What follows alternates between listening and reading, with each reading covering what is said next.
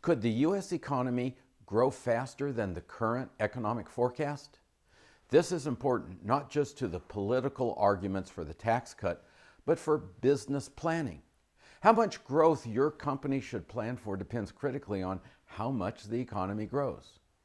I'm Dr. Bill Connerly, economist and business consultant. Let's look at recent economic growth using data as of February 2018. The last 3 quarters have been near average, but earlier growth was subpar. The economy reminded me of my 5th grade report card. Mrs. Anderson wrote, "Bill does not work up to his potential." Now that was 5th grade. In 6th grade and 7th grade, on through graduate school. But enough about me. Now most economists are predicting a good 2018. But how good could it get? We have very low unemployment, just 4.1% now. The natural rate is around 5%. We say that because some unemployment is normal.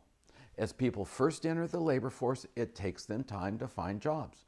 And if one job is lost at the same time that another company adds a position, it will take some time for the job seeker to find the employer.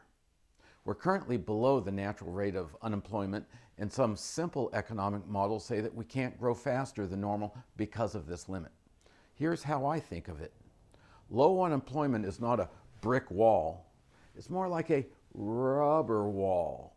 Yeah, it's a wall, but it has some give. If we push hard enough, we can find more workers. So let's look at the overall economy. Total output equals output per hour multiplied by the number of hours worked. Let's look at each factor and see if there's room to grow.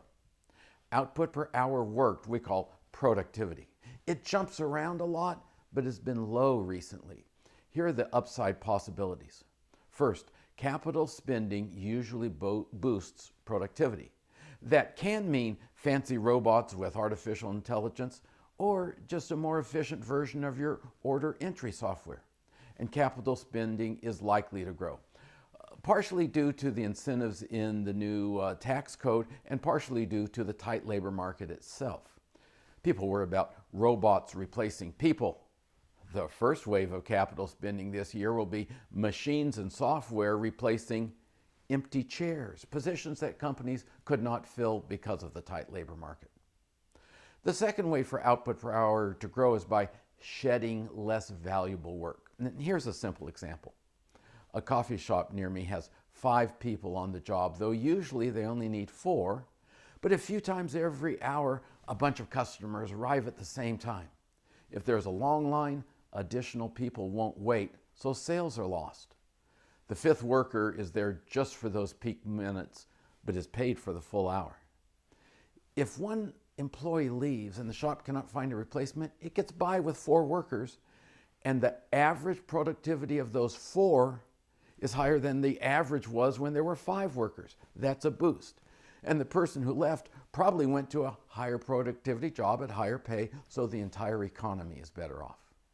So we certainly can see an increase in output per hour, and right now I'm talking possibility, not my actual forecast.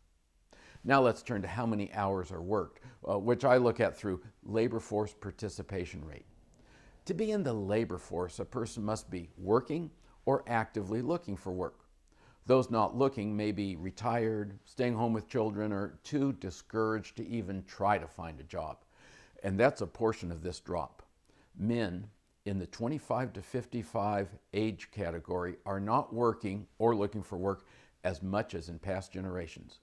Many of them say they have health problems, but the actual data for increased health problems, in even the opioid problem, is much less than the change in labor force participation. I think the tight labor market will bring some of these people out of the woodwork.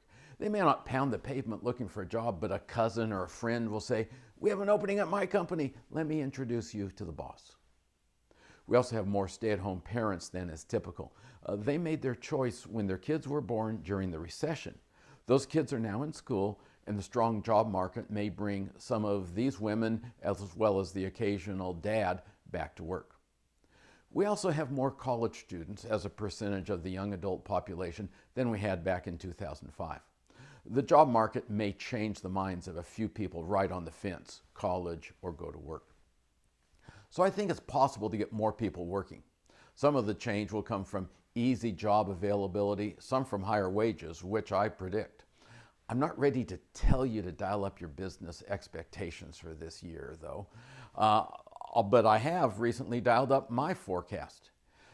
But be ready to expand your business beyond current expectations. I'm a big fan of upside contingency plans. Too many managers think they want more sales, but when they get their wish, they don't have enough working capital or people or machinery to fulfill their orders. Think this through ahead of time. It only takes a little time to sketch up your upside contingency plan. Give me a call if you need help. I wrote the book on being ready for uncertain times. I'm Dr. Bill Connerly. Thanks for watching, and please go to my website to sign up for my economics newsletter.